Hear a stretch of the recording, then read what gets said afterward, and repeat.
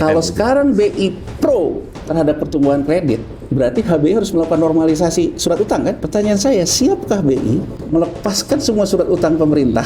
Kembali kepada porsi yang lama lah ya. Tapi kan kalau dia keluarin, harganya tambah rendah, yieldnya tambah naik kan? Iya ya. Mampukah sekarang pemerintah dengan kemampuan keuangannya itu buyback surat utang di harga lebih tinggi sehingga suku bunganya turun? Kalau itu baru saya katakan itu namanya top sesuai dengan jempol. Dibandingkan memindah saldo, mending buyback. Iya, kalau tujuannya untuk menurunkan SBDK kalau Mas Awalil, memang sektor realnya yang lagi bermasalah. Coba Mas Awalil, yang turun modal kerja ya. Yang tajam juga apa coba? Kredit konsumsi. Kalau konsumsinya turun, kredit pun turun. Tapi yang namanya ketahanan pangan dan ketahanan energi itu dua sisi yang saling berkaitan loh Mas Awalil. Kita ngomong CPO, itu berkaitan juga dengan tanaman pangan. Belum berkaitan dengan lingkungan. Sekarang kita kena bencana lagi gara-gara itu gitu loh Mas Awalil. Jadi artinya kan ketika kita bicara dunia yang penuh ketidakpastian, orang yang paling cekatan melihat ketidakpastian ya para bankir. Nah, itu pendalaman pasar keuangan. Di sini nendang lagi kemana, ngomongin ekosistem digital lah segala macam. Menurut saya yang membumi saja. Jadi Pak Presiden Prabowo, game changernya bukan di siapa Menteri Keuangan, bukan siapa di Gubernur BI. Bapak harus cari orang yang piawai melakukan transformasi sektor pertanian, mengarah ke transformasi industri jasa pertanian.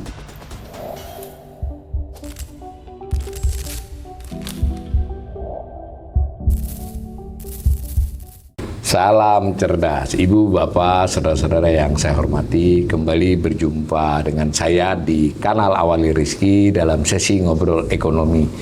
Kali ini saya ditemani sahabat saya lagi melanjutkan pembicaraan sebelumnya. Assalamualaikum, Mas. Waalaikumsalam, Mas Walil ya. Nah, kita lanjut dari yang sesi sebelum ini terkait dengan pidato Gubernur Bank Indonesia di pertemuan tahunan 28 November lalu dan juga laporan mereka 110 halaman itu. Nah, saya mengerucut di pembicaraan kita terdahulu kan jelas tuh.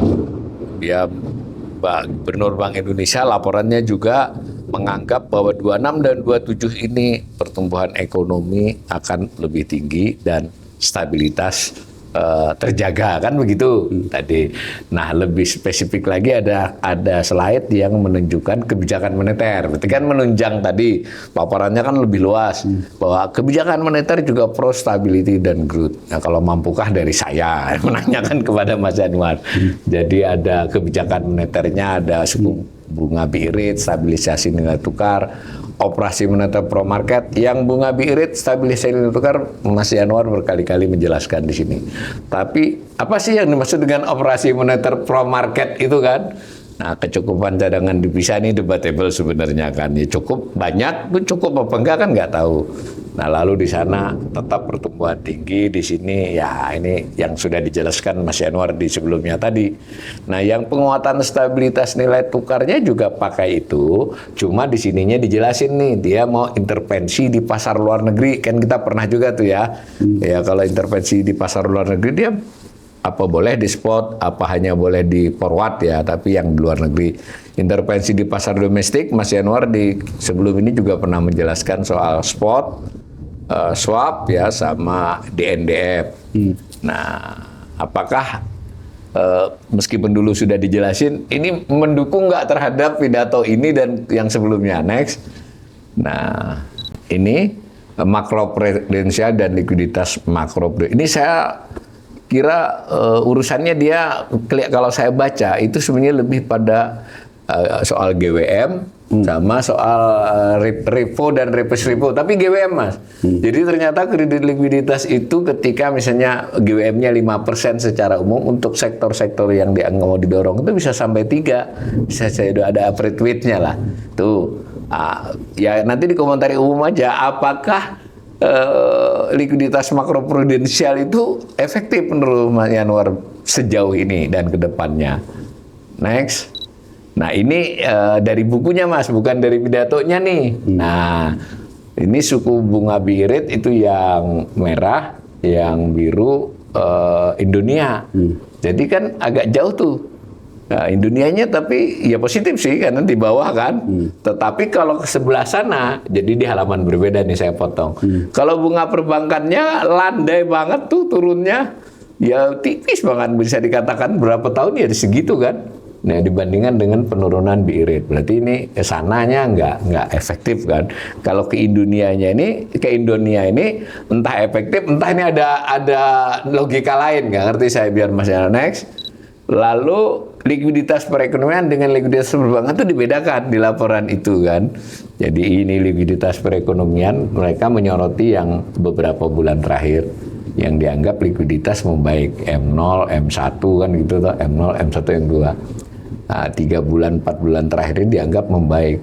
Tapi kalau saya lihat dari sisi rata-rata ya nggak baik-baik amat juga, dahulu kan di bawah itu. Nah, yang sana perbankan, ini perbankan malah bisa terbaca aneh juga ini, maksudnya sebetulnya alat likuiditas di rasio AL, akal likuiditas dengan DPK itu sekarang tinggi banget, berarti kan likuiditasnya cukup tuh, di atas rata-rata zaman dulu. Jadi kredit masalahnya bukan di situ, berarti dong alat likuiditas cukup, bukan likuiditasnya loh, bukan duit aja loh, alat likuiditasnya cukup. Next.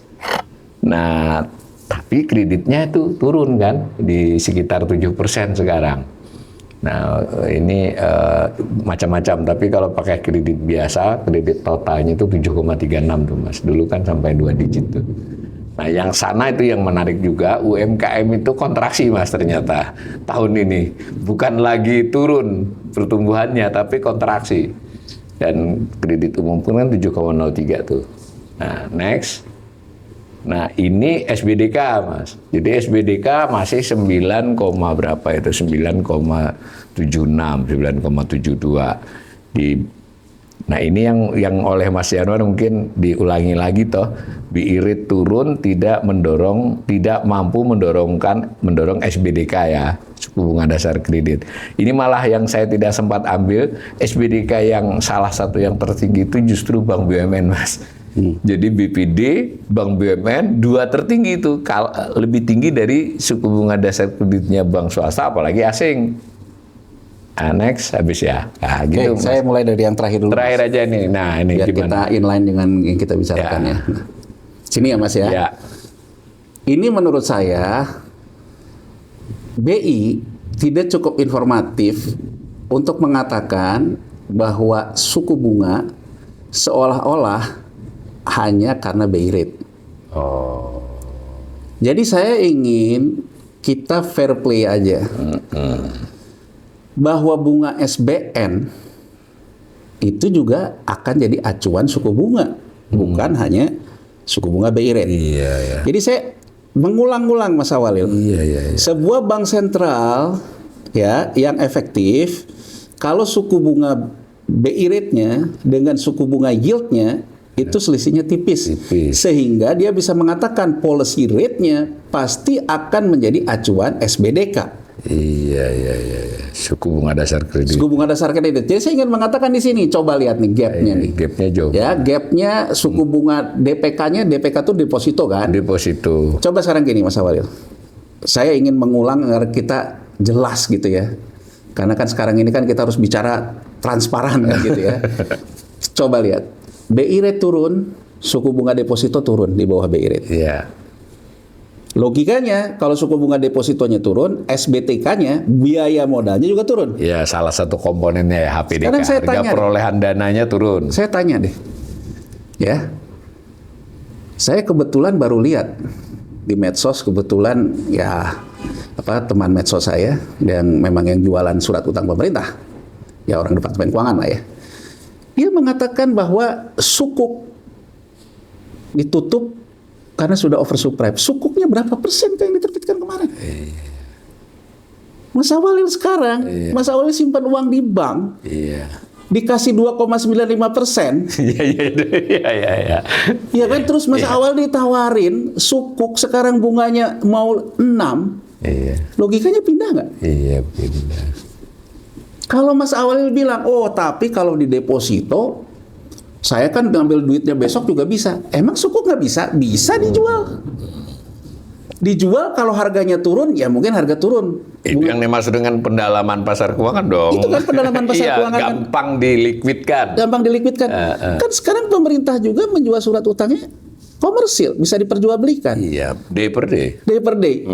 Bahkan harganya cenderung dijaga stabilitasnya oleh BI. Berarti kita nggak bakal rugi-rugi amat kalau Ya, pegang. jadi, maksud saya, BI menjaga stabilitas itu juga menjaga stabilitas surat utang pemerintah. Kenapa? Ya. Mas Awalil, saya ingin mengatakan, kembali ke data di podcast sebelumnya, yang saya belum perjelas, kayak perjelas di sini.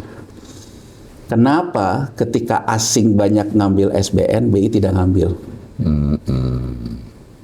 Asing ngambil karena selisih imbal hasil, seperti saya bilang tadi, ya, karena selisih suku bunga. Tapi begitu asingnya keluar, karena the Fed-nya memanggil pulang uangnya, siapa yang ngambil? BI. Udah itu kelihatan banget di grafiknya. Artinya Mas Awalil, kalau kebijakan the Fed itu ekspansi likuiditas, BI menyerap likuiditas. Iya, absorbsif dia. Jadi selalu kebalikannya, nggak bisa dua-duanya sama. Ya kan Mas Awalil? Kita follower dong kita. Iya, jadi Mas Awalil, dengan asing keluar untuk mencegah harganya jatuh karena menjaga kar perbankan, BI menyerap terus. Sekarang dalam podcast kita membahas tentang laporan keuangan BI, rasio emas BI semakin turun. Rasio terhadap SBN di asetnya makin naik. Kalau di Amerika Serikat, dia udah diteriakin kan, nggak sehat. Kita nggak ada yang teriakin aja, nggak ada yang peduli sama kita. Ya kan, karena kita bukan dianggap negara ruling currency. Tapi kalau Amerika kan diteriakin, karena dianggap bahwa US dollar tidak mencerminkan kondisinya. Karena ternyata isinya, underlying-nya lebih banyak surat utang pemerintah Amerika Serikat. Makanya The Fed sejak 2020 normalisasi. Pertanyaannya Mas Awalil, kalau sekarang BI pro terhadap pertumbuhan kredit, berarti HBI harus melakukan normalisasi surat utang kan?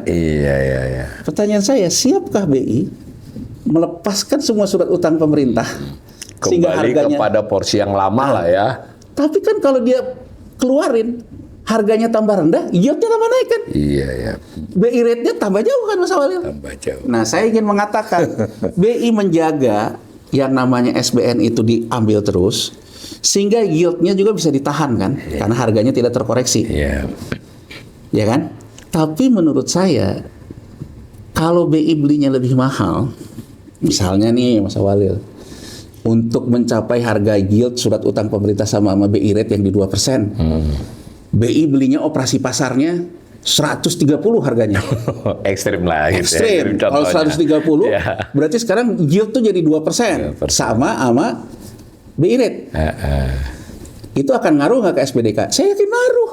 Itulah yang dilakukan The Fed. The Fed selalu membuat antara suku bunga Fed rate dengan yield itu seimbang. Tapi persoalannya Mas Awalil, apakah BI punya kekuatan? Mohon maaf nih, Pak Menteri Keuangan Purbaya ini seolah-olah juga menunjukkan kita ini banyak duit. Mampukah sekarang pemerintah dengan kemampuan keuangannya itu buyback surat utang di harga lebih tinggi sehingga suku bunganya turun? Kalau itu baru saya katakan itu namanya top sesuai dengan jempol. Dibandingkan memindah saldo, mending buyback. Kalau tujuannya untuk menurunkan SBDK loh Mas Awalil. Di SBDK berarti menurunkan bunga kredit. Menurunkan bunga kredit berarti kan menurunkan yield. Menurunkan yield itu bersamaan kan? Yieldnya sudah terlanjur 6%, 7%. Mau nyalahin Menteri Keuangan sebelumnya, monggo. Tapi intinya, kalau Anda ingin pro terhadap penurunan SBDK, berarti 200 triliun Anda harus bisa dipakai membeli 275 sekarang. 275 triliun Anda harus bisa dipakai membeli yang membuat yieldnya menjadi mendekati BI rate kan?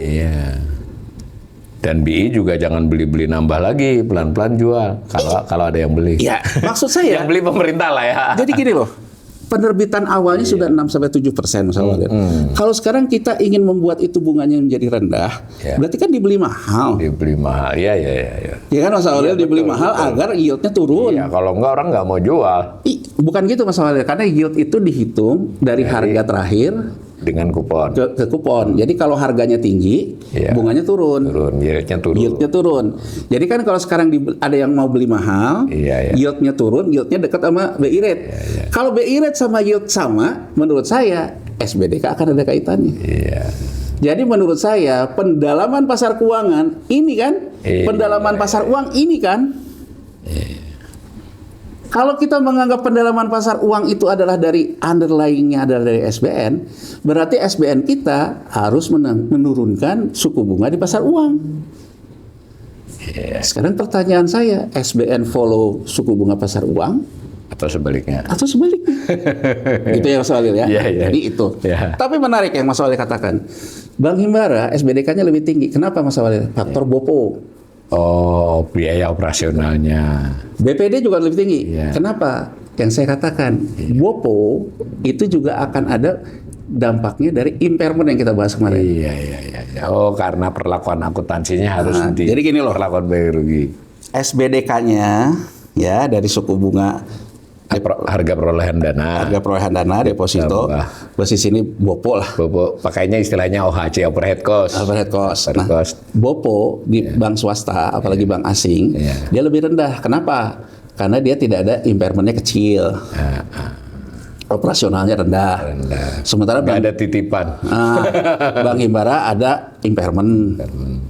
Ada BOPO. Bank asing kenapa lebih rendah lagi? Karena dia nggak pernah ngurusin kredit. Dia di sini ngurusinnya bank custodian. Ngurusinnya Urusan orang pasar modal modal aja. Jadi untuk transitan duit. transit aja, orang di luar beli SBN di sini, orang beli emas, dia kan ngurusin kredit, makanya lebih rendah. Mungkin yang beda si Kapi Bangkokmin itu mungkin Ya. agak sedikit mau. Tapi kan gini loh, kalau kita mau nakal misalnya, kita anggap SBDK-nya itu yield SBN, Ya. yang angkanya sekitar 6 gitu ya. Ya. Kan kalau BOPO perbankannya hanya 1%, sebetulnya biaya kredit 7% aja. Ini kan 9. Iya. Overhead cost-nya bank pemerintah itu 3,8 Mas Himbara itu. Iya. Gede. 3,88 di sini nggak ada. Info Mas Awalil itu 3,8 Iya. plus yield sekarang 5. Nggak, kan 9. Iya. Jadi kan sebetulnya iya. bunga acuannya yang mana loh Mas Yang Awalil? mana? Nah, Bukan BIRIT yang jadi acuan malah. Menurut saya mah BI tahu main semua. Lebih kepada yield SBN yang menjadi acuan kan. Jadi, Oh iya, kalau sekarang kita paksa Mas Awalil, kita paksa ya, bank, loh kamu harus ngacunya ke sini, kenapa ngacunya ke yield? Iya. Nasabahnya. Iya. Karena dia harus ngambil deposito, ngambil ini. Sekarang kan real aja loh. Begitu nasabahnya dikasih ke deposito gitu dia keluar. Iya. Ujung-ujungnya apa yang dilakukan bank? Ya udahlah Pak, Bapak boleh pindah ke surat utang pemerintah, tapi tetap di bank custody-nya di kita ya, RDN-nya di kita. Kan gitu yang terjadi Mas Awalil. Jadi maksud saya yang mengatakan bahwa bankir itu malas, jangan-jangan kita sebagai nasabah pun sama. Iya. Saya tuh dengar informasi dikoreksi ini. Itu kalau orang-orang yang ya keluar masuk di perbankan di atas 1 miliar, mungkin kalau sekarang sudah naik di atas 5 miliar itu sudah pelayanannya lebih bebas ya. Nah sekarang gini nih, misalnya saya sekarang nasabah premium. Nah Mas Awalil, kalau untuk mencontohkan ini tuh sebetulnya puncak gunung es itu pernah terjadi yang namanya itu kasus di Citibank, ada Melinda itu loh. Melinda ya. Itu kan itu. Apa yang terjadi di Melinda? Nasabahnya mau keluar karena suku bunga turun terus. Karena suku bunga turun kan, BI rate turun, Fed rate Ya turun. waktu itu penurunan tajam. Dia kemudian menawarkan produk oke deh, kita kasih suku bunga tinggi. Begitu dikasih suku bunga tinggi, maka penempatannya sebenarnya tidak deposito lagi. Iya. Berarti ditempatkan ke saham kek, ke obligasi kek. High risk. High risk. Tapi kan kalau ke saham Bang nggak boleh. Nggak boleh langsung. Nah sekarang Mas Awalil di Bank Himbara misalnya. Iya. Mas Awalil bilang, saya mau tarik deh. Tarik kemana Pak? Ya bunganya kecil. Yaudah deh Pak, taruh di SBN pemerintah aja. Belinya di kita. Dia kan nggak keluar uangnya dari dia. Ya nggak? Uang itu siap untuk kredit nggak? Enggak, karena oleh nasabahnya juga udah dipindahkan. Iya. Dan bank boleh menempatkan di SBN. Aku hanya ingin mengatakan tidak semua dilakukan oleh bank di SBN itu karena bank yang melakukan, tapi juga nasabahnya Mas Awalil. Iya, permintaan. Kalau orang duit puluhan miliar memang bebas ya. Iya. Jadi maksud saya root problemnya adalah kalau suku bunga acuan tapi ada suku bunga yang lebih tinggi, dia akan crowding out dengan sendirinya. Makanya saya selalu mengatakan yang membunuh sektor real akhirnya pemerintah sendiri. Iya.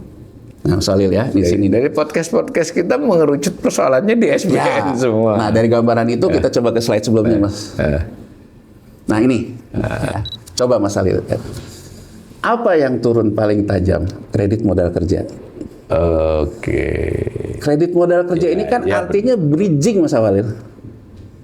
Apa penjelasan yang bisa kita berikan di sini, Mas Awalil? Coba lihat data Cina, ya. Cina itu ekspornya turun 5, jadi ekspor itu sekarang 53 berarti 47%. Ya, impornya 46, berarti turun 54%. Bridging ini apa sih? Maklun. Ngambil bahan baku dari Cina, kita proses ini, kita ekspor.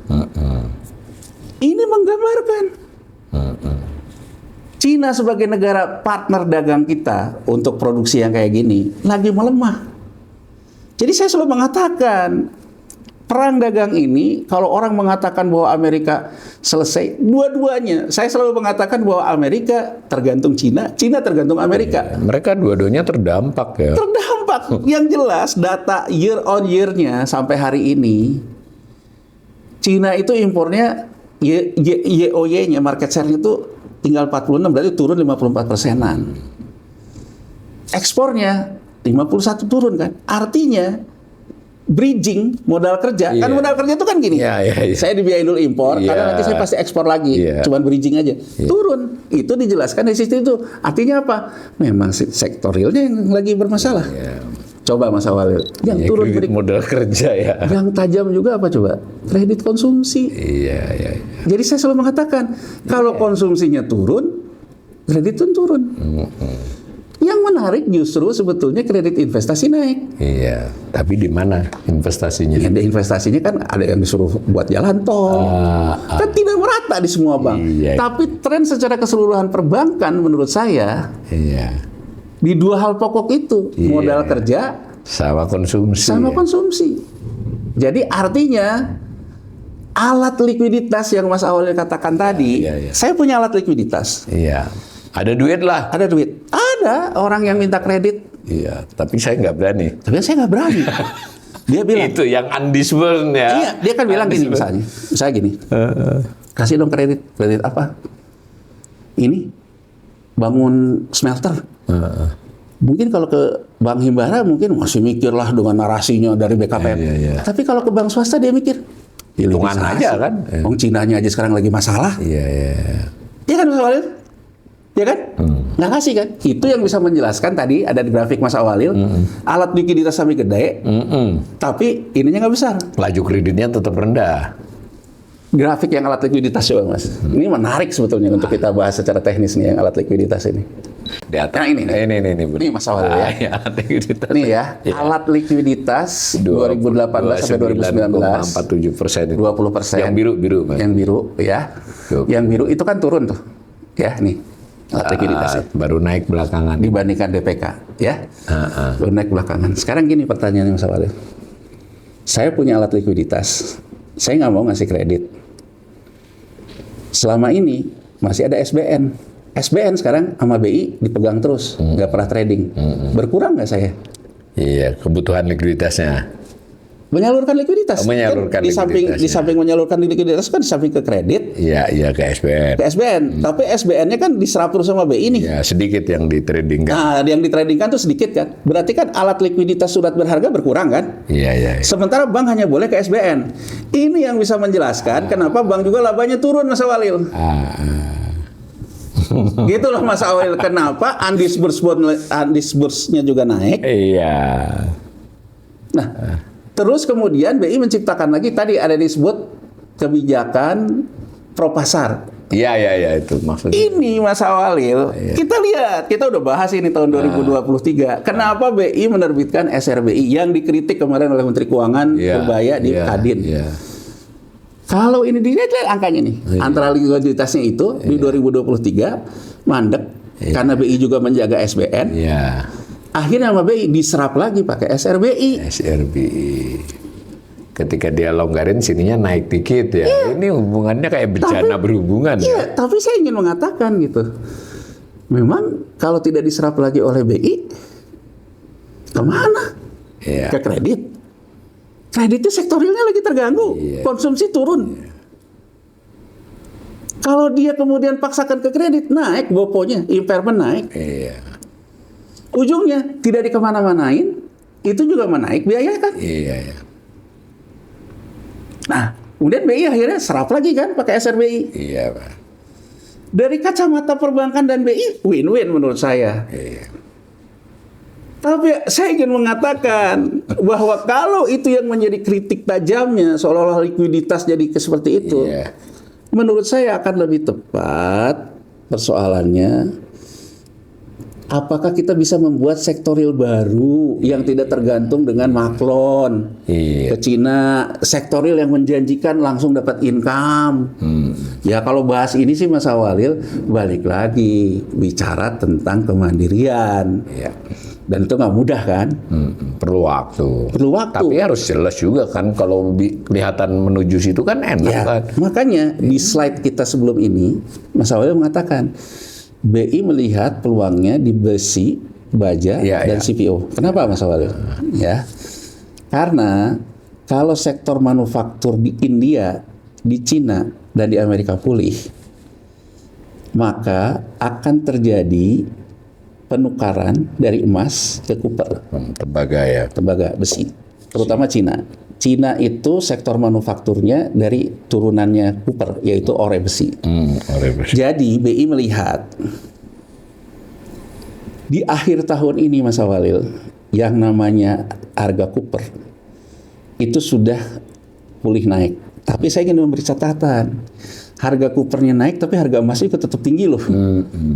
Jadi menurut saya belum terjadi sinyal Iya. emas ditukar ke produksi. Iya. Jadi pembelian copper ini ya siklus akhir tahun aja, masa nggak produksi sama sekali tahun depan gitu loh, kan tetap aja harus ada produksi. Memang triwulan keempat itu Nah, ada jadi kecenderungan begitu. bacaannya Mas Awalil, BI itu punya optimisme kalau industri di Cina sudah mulai pulih lagi di 2026, India pulih, maka besi akan naik. Kedua, kenapa CPO? Kenapa juga di bawahnya BI ngomong ketahanan pangan? Mas Awalil, orang mungkin tidak melihat. Hari ini harga pangan itu semua udah naik. Beras, soybean, gandum, Dunia ya, pasar dunia. daging. Jadi Ada kalau daging-daging saya lumayan kalau kelihatan. saya lihat, yang saya katakan, ini kayaknya tahun depan bakal inflasi nih. Iya. Dilihat dari harga pangan yang naik, dilihat dari harga emas tetap tinggi, pertumbuhannya stagnan meskipun coppernya naik, makanya saya selalu bilang kan, kemungkinan stagflasi kan. Ya kan Mas Awalil? Ya. Nah, makanya BI melihat ketahanan pangan menjadi kunci. Ya kan? Tapi yang namanya ketahanan pangan dan ketahanan energi itu dua sisi yang saling berkaitan loh Mas Awalil. Kita ngomong CPO, itu berkaitan juga dengan tanaman pangan loh. Ya. Belum berkaitan dengan lingkungan. Sekarang kita kena bencana lagi gara-gara Iya, itu iya, gitu loh iya. Mas Awalil. Jadi artinya kan ketika kita bicara dunia yang penuh ketidakpastian, menurut saya orang yang paling cekatan melihat ketidakpastian ya para bankir.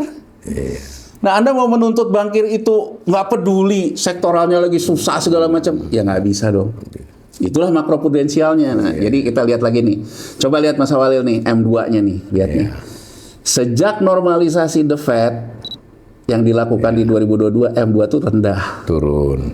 Tapi ketika M2 ini juga berpengaruh terhadap M0 kan? Terhadap M1 kan? Ya nggak?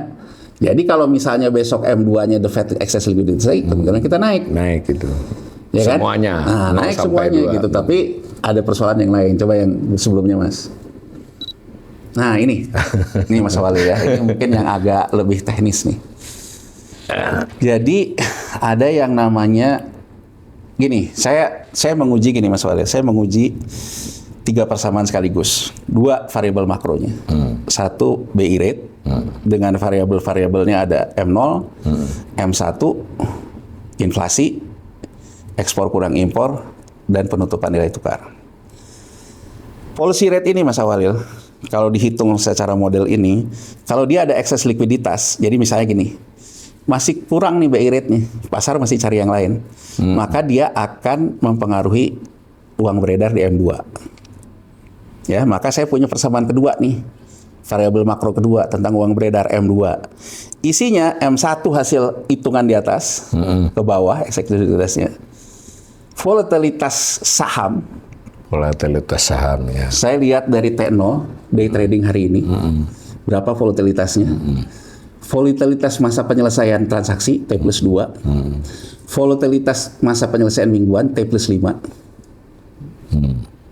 Ya, 0, 3, 5 gitu ya. Kemudian bukan hanya saham, juga SBN yang diperdagangkan 0, 2, 5. Terus saya ngelihat juga terhadap absorpsi atau ekspansi dari The Fed. Absorpsi atau ekspansi dari BI. Mas Awalil, M2 kita, pengaruh terbesar adalah ketika The Fed melakukan kebijakan ekses likuiditas. Itu faktanya. Ya. Harga yang harus dibayar apa? Ketika dia mencari dapat untung, volatilitas uang beredar itu ditentukan dengan bertambahnya transaksi di T0 di surat berharga kita. Makanya begitu mereka keluar, BI yang ngambil, di SBN berkurang, saham yang naik. Seperti terjadi hari ini, saham naik. Nah, Mas Awalil, dari dua variabel makro ini, bagaimana transmisinya ke perbankan dalam mengelola CAR? Ya, Mas Awalil ya.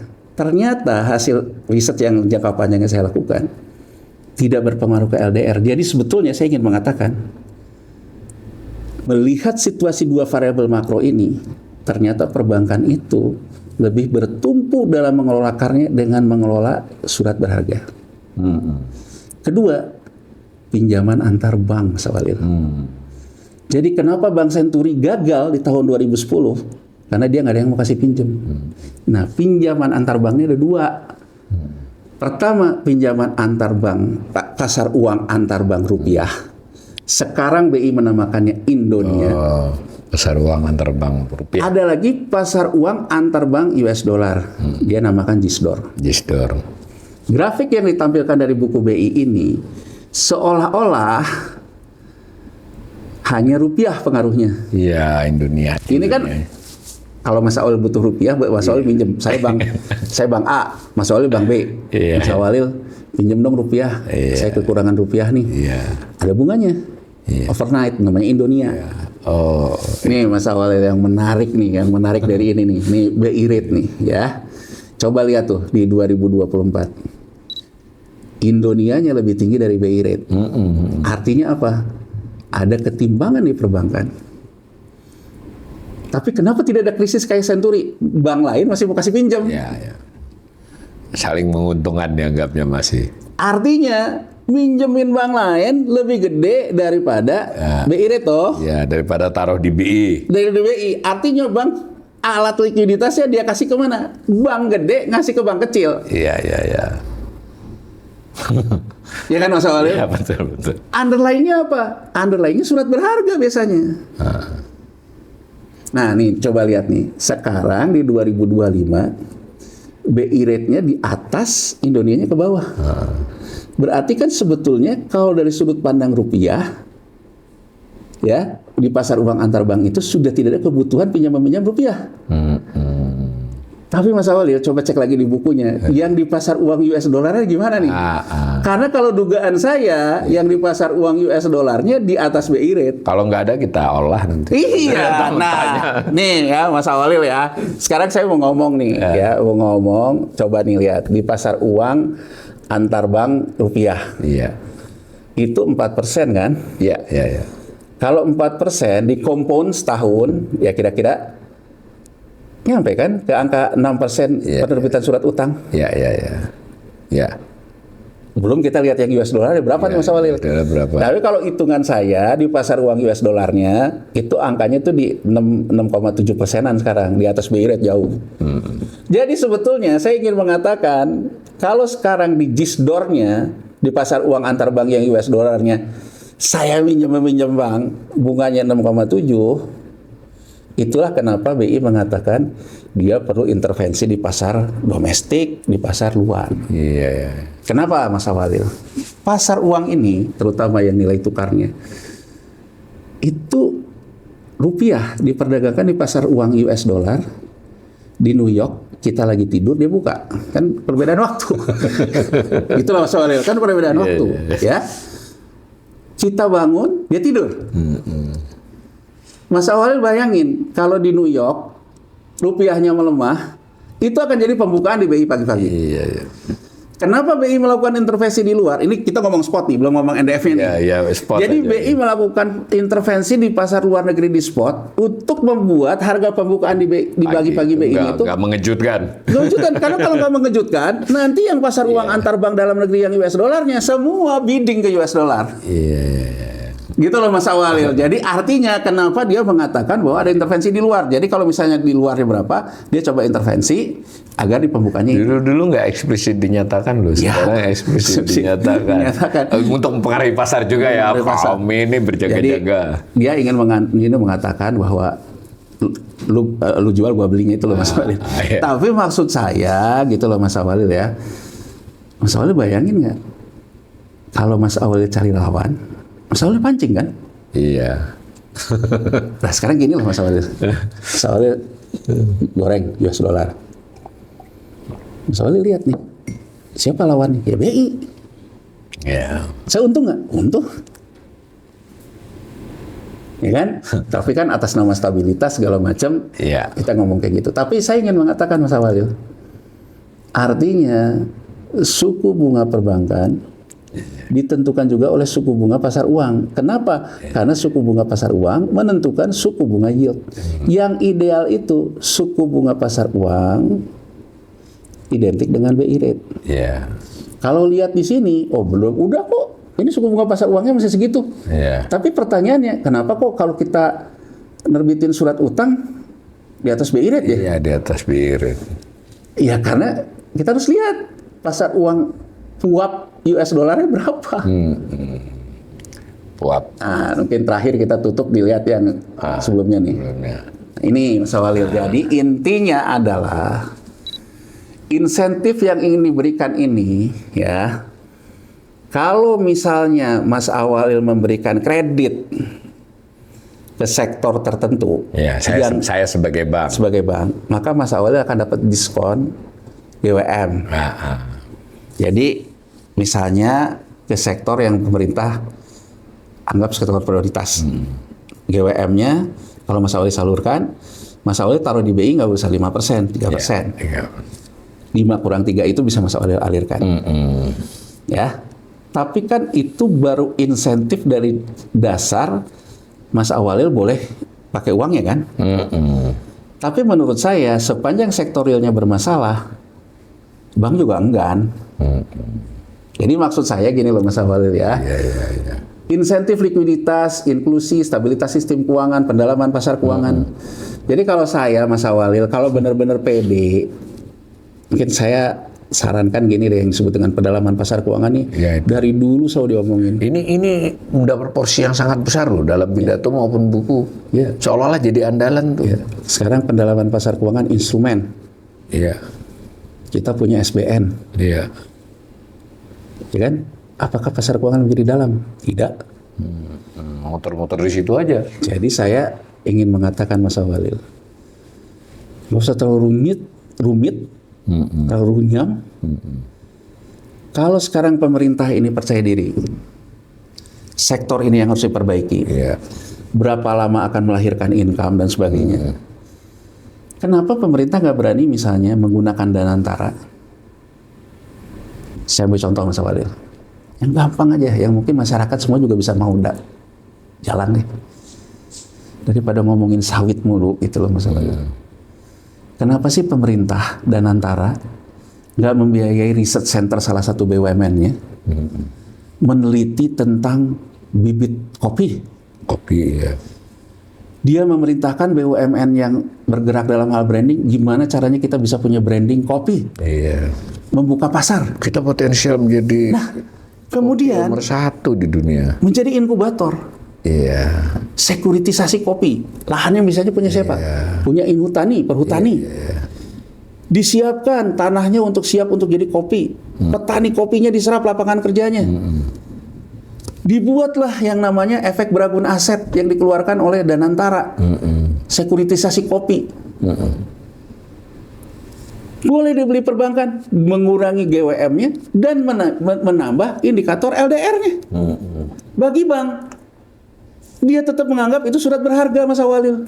Karena resiko pembenahan sektor realnya, resiko segala macamnya ditangani oleh pemerintah. Jadi maksud saya, Mas Awalil, pendalaman pasar keuangan itu seberapa dalam juga Anda yakin terhadap sektor real Anda. Iya. Kalau Anda ngomong pendalaman, Iya, hanya berupa beragam instrumen, nggak pendalam. pemerintah ini ngomong bankir malas lah, ini buat apa? Misalnya Mas Awalil ya, terlepas dari positif negatifnya soal industri penggilingan belas gitu ya. Ya kan Mas Awalil ya. Kan kalau menurut saya, kalau pemerintah misalnya menganggap bisnis industri beras, misalnya bisnis Kopdes deh. Kopdes. Dia perlu apa? Perlu mesin penggilingan. Berapa biayanya? Sekuritisasi itu terbitkan. Jadi kalau menurut saya kebijakan-kebijakan yang terlalu ngawang-ngawang dihentikanlah, karena kita bukan market leader. Kita buat opini nggak ngaruh juga buat pelaku besar. Jadi misalnya saja untuk sektor swasta, ya selama ini kan kita ngomong insentifnya pajak, tapi kita misalnya kaitkan tax amnesty sama ini.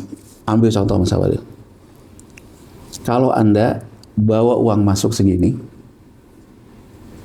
dan Anda investasi ke sektor hilirisasi katakan saja, maka Anda akan dapat tax amnesty. Tapi Anda harus beli nih surat berharga untuk penyihatan ekosistemnya. Nah, jadi kalau menurut saya itu pendalaman pasar keuangan. Di sini nendang lagi kemana, ngomongin ekosistem digital lah segala macam. Menurut saya yang membumi saja. Jadi apa kelemahan terbesar kita saat ini? Saya nggak ada ragu. Pak Presiden Prabowo, game changernya bukan di siapa Menteri Keuangan, bukan siapa di Gubernur BI. Game changernya Bapak harus cari orang menteri teknis yang memang piawai. Orang yang piawai melakukan transformasi sektor pertanian. Mengarah ke transformasi industri jasa pertanian. Bapak harus piawai memilih orang yang piawai tentang industrial. Bapak pilih, mereka sehatkan. Setelah mereka sehatkan, terbitkanlah sekuritisasi, mau SBN kok, mau EBA-nya Danantara kek. Ini yang dipakai sebagai transmisi alat likuiditas. Meskipun bunganya mungkin kita harus deal dengan pasar uang yang 6%, tapi kan setidaknya bunga kreditnya 6% jatuh langsung. Karena pemerintah yang lakukan. Jadi itu Mas Awalil kalau itu menurut saya. Pendalaman keuangan tuh yang BI. Tapi kalau ngomong ke sini, ngomong ke sana ya akhirnya cuma ada di acara makan malam Gubernur BI ya.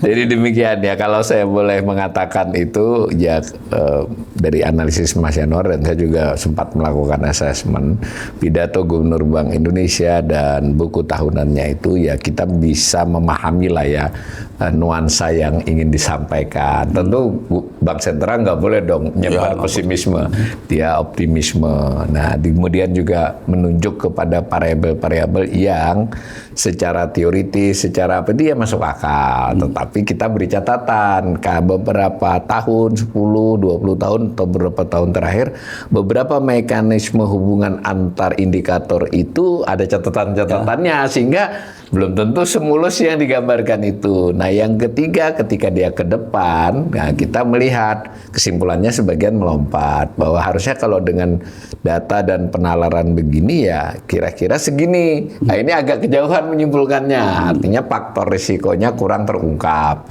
Sebenarnya lebih itu, tapi yang di sesi ini mudah-mudahan memperkaya kita semua. Mudah-mudahan terus mengikuti ya kanal ini. Nampaknya kita harus dalam terus Mas itu instrumen-instrumen. Ya, beberapa orang yang berkontakan dengan kami memberi masukan itu mengatakan kanal ini menurut mereka salah satu nilainya adalah suka membahas yang dalam buku itu disebut mikro ya, tapi dampak kepada makronya sangat luas. Mudah-mudahan pemirsa saya tetap setia dengan ini. Terima kasih Mas Yanuar.